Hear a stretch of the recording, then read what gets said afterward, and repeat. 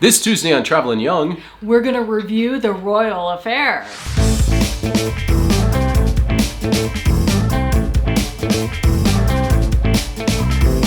we're the Youngs. We've spent our lives traveling the world, and in 2018 we moved from Chicago, Illinois to Copenhagen, Denmark. Now we want to share with you how our new lives abroad Is keeping us young. keeping us young. are helping to keep us young.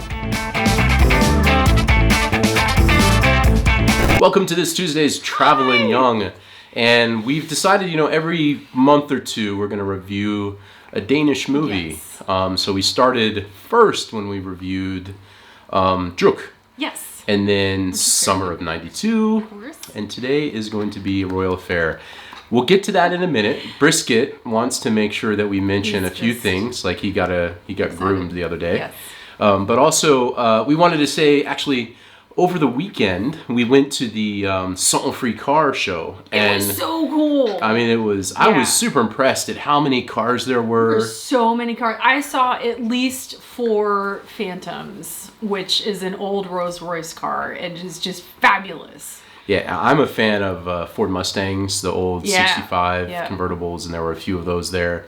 And just a variety of different cars, So from super many, old to yeah. newers to Volkswagen vans, and I was very surprised at how many people were there, music and food and everything. Yeah. It was so well organized. So we went over for a little bit, and we just wanted to say that was super cool. It was so much fun. So many quality American land yachts Yeah. that I like to call them, the old Cadillacs that are like 12 feet long. It's great. Yeah. So that was a ton of fun over the weekend. But after that, we then watched A Royal Affair. I'm going to say a few things to start with. She's been trying to get me to watch this forever, and I got to say that I was hesitant because I don't really like. He doesn't like historical dramas. No, I don't I don't like historical romance. I like historical war movies. Yes. I think that's super interesting. I think we both like those. Yeah. But historical romance, and to me, I thought, is this going to be some Pride and Prejudice type of nonsense that is they're in costumes, and so I've been putting this one off, and I was desperately trying to find something else to watch. It has Mads Mikkelsen in And it, then and the guy from The Rain. Yeah, and I watched The Rain. Yeah. But I gave up and I gave in.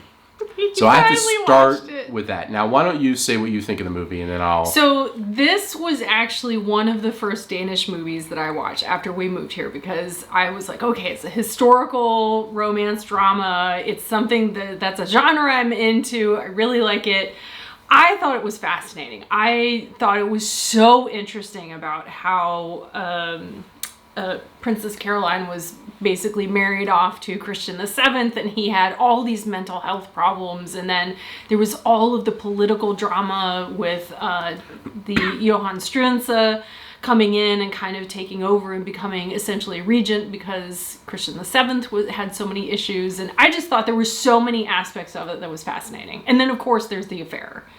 Yeah. Anything else that you want to make sure you add? It's your floor. I don't. It's my floor. I was hoping that Josh would kind of enjoy it, because it's not like Pride and Prejudice. It's not like sappy. I've never seen it. Sappy romance. Yeah. He wasn't really into it. I feel like his favorite part was the end. Yeah. Well, you're gonna have to wait a minute to find out what I think, because we're gonna take our quick Try It On Tuesday break first. Yes. Try It On Tuesday real fast. Our buddy Martin from Norway came. Yeah. We gave him some American combos to try. tasty. So let's go to Try It On Tuesday first. Welcome to another Try It On Tuesday featuring Martin. And whenever Martin's here, what I do is I make him eat or drink American things instead of me having to eat or drink Danish and or Norwegian and or Nordic Scandinavian things. So last time, Martin was subjected to drink some Budweiser. So if you've seen that video, he was also with us in Sputrup Borg. Spitrup, which was another, because we were there. And what we're going to do is we're starting with the most normal combos, which is A. Okay. And then we're ending to the craziest combos. And this is the most normal, so for people to know what a combo is, this is the most normal, the standard. It's called the cheddar cheese pretzel. This is kind of the go-to until they started creating a bunch of flavors. Okay. This is great for road trip food in the car, buy it at the gas station and snack on it when you're driving and stuff. And I love them. And so when Maya's friends came, I said, bring some combos. Cool. And they didn't know which ones to bring, so they brought one of each flavor. So we've got 7 flavors here. And what I'd like to do is this. I'd like you to... so you don't have to eat 2, but I gave you 2 just in case you wanted 2 of each. Awesome. You have water to cleanse your palate afterwards.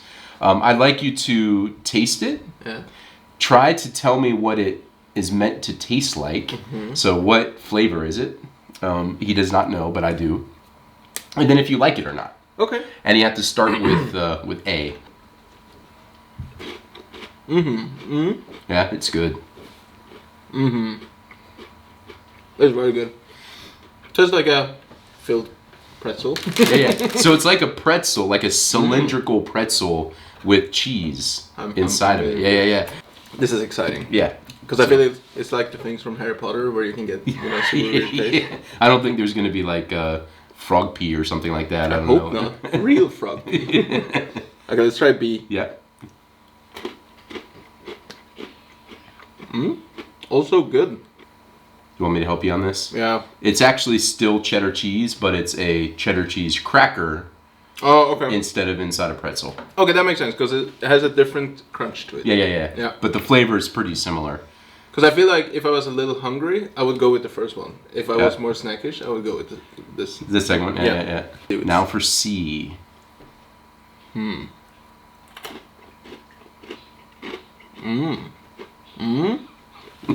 good. You like that?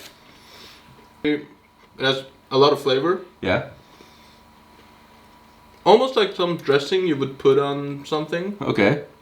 So this is the honey mustard pretzel. Honey, yeah. So if I you can like see honey that. mustard dressing, then that would But be. you know, honey mustard isn't a big thing here. No, it's not actually. Maya loves honey mustard like dip for her like Salads and chicken stuff? nuggets and stuff. Yeah, that too. And they don't have that here Yep. like they do back home. Are they discontinued? No. I mean, they just got them the other day. So no, they brought them. They're brand new from the U.S. as of like 2 or 3 weeks ago. Okay, let's see.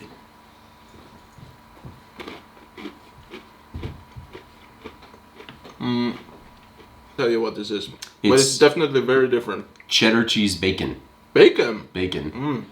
So artificial bacon is tossed in with the cheese. Artificial bacon. I don't know. I'm assuming it's and there's no real bacon in there. Okay, go for it.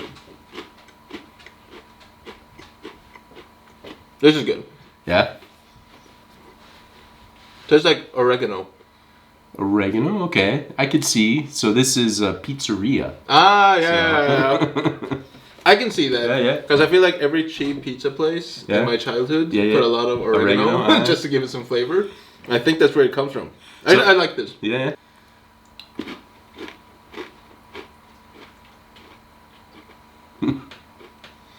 It gets strange now. Still good though.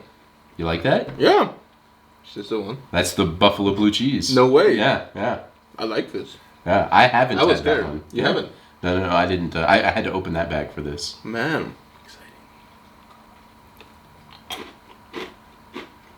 Oh. Super different. Very different, yeah. I'd say still okay, but the worst of them all. yeah, that's why I put What it is towards it? the end. This is 7-layer dip. What? So do you know what that is? No.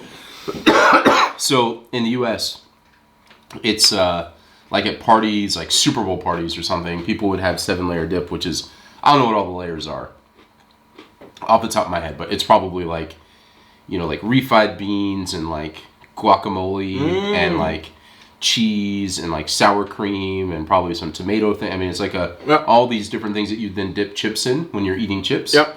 And it's basically anything you'd stick a chip in all together, stacked in like a dip. That makes so much sense. It actually, because I was about to say kebabs, but it's not kebab flavor. But when you said refried beans and the whole Tex-Mex thing, it kind of makes sense. It is a very weird flavor. It is a weird flavor. Exactly. Thanks for sticking around and doing another Try It On Tuesday with us. Thanks for having me. And hopefully we'll see you in Norway soon or somewhere else. I don't know. We'll see. Yeah, I'm looking forward to having you. I'm gonna try some Smash. Nice. Did you bring some with you? I did bring that. Yes, he's got some Smash. All right, that's it for Try It On Tuesday. I was not. How many years off of your life did you lose watching this movie? I've still got this cold, so I'm not in the right mental state to begin with. Couple notes of disappointment. One is I'm disappointed it was shot mostly in the Czech Republic. I really wanted to see like more Danish things that I'd recognize outside of like specific stuff outside the Christianborg Palace and stuff, but otherwise there was not a ton of Denmark monuments and stuff. I was kind of disappointed by that. But let me say this. I don't think they should have called it a royal affair because to me, that was just a small component of the story, and that's what turned me off from not wanting to watch it to begin with. It was a big component in the end. It was, but I think it's... But the bigger part was what he did with the king. Yeah, I mean, and that part was actually pretty interesting. I don't know how factually accurate all this stuff was. I think it's actually pretty factually And by the way, accurate. I'm not going to call them by their real names. I'm going to call them by the guy from The Rain and Mads Mikkelsen, or Le Chiffre, let's just say that. So the guy from The Rain, I mean, I think it's interesting because as a person who is not really well in tuned with the concept of a monarchy, our country said we don't like kings and monarchies. I think it was evident that the trouble that you can get into when you're resting so much into a single person and a monarchy, and what if that person happens to be not completely mentally with it. And so that is what unfolded the story. And then the next step is, while Mads Mikkelsen's character was doing positive things, and we saw at the end of the movie, most of those things ended up becoming a normal part of Danish law in the end. But he could have also very easily been not doing positive things and controlling this one guy in a way that it's super vulnerable. Because it all rests with this person, and the people didn't have much of a voice. I also found it super ironic, skipping ahead to the end. I guess I'll try to say this without giving anything away, although this is like, this movie's been around for a while, so if you're worried about spoilers, this is not a new movie, it's like 10 years old. You can spoil a story that's like 300 years old. I think it's fascinating that the people that were making some of those decisions at the end that led to Mads Mikkelsen's demise were of the church. And I think it's also very interesting politically to think about how the church played such a component in decision making and the danger in letting that happen. And the fact that in the end, they were not really super godly people to begin with to let these things happen. So the mask of religion was like dangerous. And so to me, I think the danger of having so much resting, so much power in a person that can then very easily be manipulated, and letting the church have so much control when they are very much into manipulating in this case. I mean, that in that case, I thought it was a super interesting story to think about, like the consequences of that. And it's impressive and great that Denmark, found its way through that, and obviously is in a better state now. So that's all the non-affair stuff that I've just talked about. But I think too, like this movie is, when I found out that Juliana, who was Christian VII's stepmother, and she had wanted to position herself to have her son actually overtake Christian VII. And they lived at Jægerspleis. So when we went to Jægerspleis and I found out that that's where she stayed and that's where she did a lot of her plotting. And they had a portrait of her on the wall. And they had a portrait of her. And I was like, oh my gosh, this is like goes back to the royal affair. And it's so, I was so interested in I don't want to watch that movie. This was a while ago. I'm like, that's not interesting to me. No. Pride and but now Prejudice of you Denmark? can see like what she was plotting and stuff and how involved she was in trying to kind of usurp. Well, I think the there needs to throne be and put something her just son about there. her, because she was also kind of a minor character that came and went. There were a couple different, like, kind of, you could say, like, puppet masters into the final story of what happened in the end. But it was interesting in this whole, and to me too, this was going on with this, I don't remember her name, from the Queen, who came from England. At the exact same time that Charlotte. America was fighting England for our independence. The dates are like aligned up with when we as a country were battling with England. So it's fascinating. Well, and her brother was King George. Yeah, I mean that stuff is that historical part of that element is interesting. But there's so many, since there's a drama to it and this like love story. That's also a focus of everything too. Them being able to have their relationship. Yeah, that's where it loses me. Not that I'm not into love stories. I mean, come on. There's definitely movies that I like that are that way. It wasn't too I mean, it really wasn't very sappy, though. It was very, like, it was born out of, like, this horrible relationship that she had with Christian the Seventh, and then she Yeah, the turned rain him- guy. Yeah, the rain guy. Yeah. And, you know, here comes, and she didn't seem to like Strunza at first, but he was so enlightened, and she had, you know, also, you know, agree with that, and she was very well read, very well educated, and so I think, you know, she kind of fell in with him, and so I don't think it was necessarily like this big lusty thing. It was just opportunity. Yeah, opportunity. So I'll say that it was better than I thought it would be. It was long. It was long. I paused it at one point to go to the restroom, and I was like, "Oh my god, there's like 30 minutes left." But I can't I'm getting tell you, tired I of was like, reading. It's almost time for him to meet his demise. And I will also say I was slightly frustrated.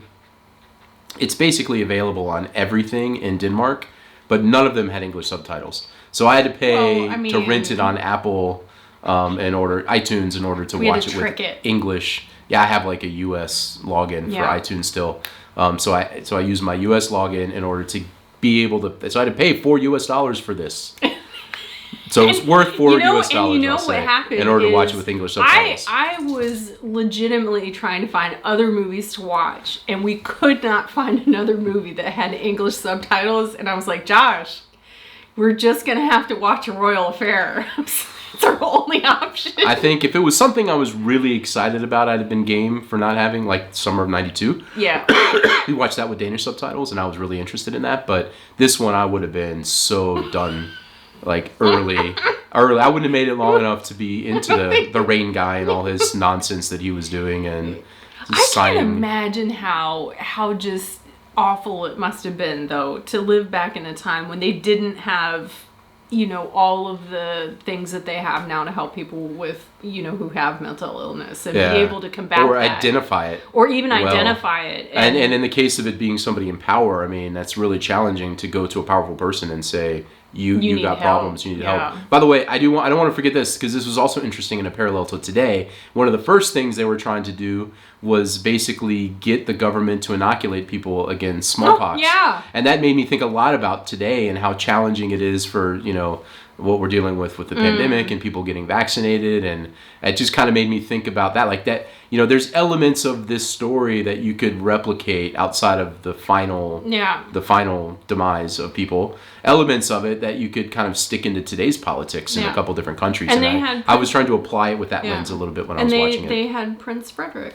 inoculated as a sign to say this is important, you should do this. Yeah, they should have done it with like, you know, a bunch of video cameras present and stuff so that everybody could see it. Well, I mean, you could. Some guy wrote they it. did. There were a bunch of people in the room, I know, you know. I'm just saying. So. Video cameras of the day. All right, so that is our discussion about the Royal Affair. You've given us suggestions on other movies to watch. Feel free to give us some more in the comments, because every month or two we'll, you know, jump into a new Danish movie. And I don't watch as much Danish TV except The Rain, obviously, because I know the Rain guy. Because there's even less English subtitles, so it makes it a little bit difficult, and my Danish isn't well enough to feel comfortable following it. But I will say I've watched The Bridge, and I've watched there's others that I've already forgotten the names of. Yeah. But I do try to watch some, especially if it's like a murder mystery. I'm into that kind of stuff. Yeah, he likes those. A good comedy, I'm always up for a good comedy, so if you know any good comedies, maybe something not with Mads Mikkelsen, because I feel like we've watched two Mads Mikkelsen movies. Yeah, now. we have. And now 2 movies with the dude from The Rain, because wasn't he also in Summer of '92? He was in Summer of '92. see? You're right. The Rain guy's in everything. he's in the Rain guys. Maybe we'll find something with the guy from. There's other people in The Rain. Maybe we'll see other Rain people. Yeah. Anyway, so thank you so much again. As always, you know, our friend Kira has left, so she's not going to pop up in videos anymore. But this Friday we have our last video from our summer trip through Yulen that I paused for a week because of the Kira video that I wanted to show. And then we got some other interesting things happening, and hopefully this cold will slowly disappear because it's lingered on forever. Yeah. But anyway, thank you so much as always, and let's just say goodbye. Bye.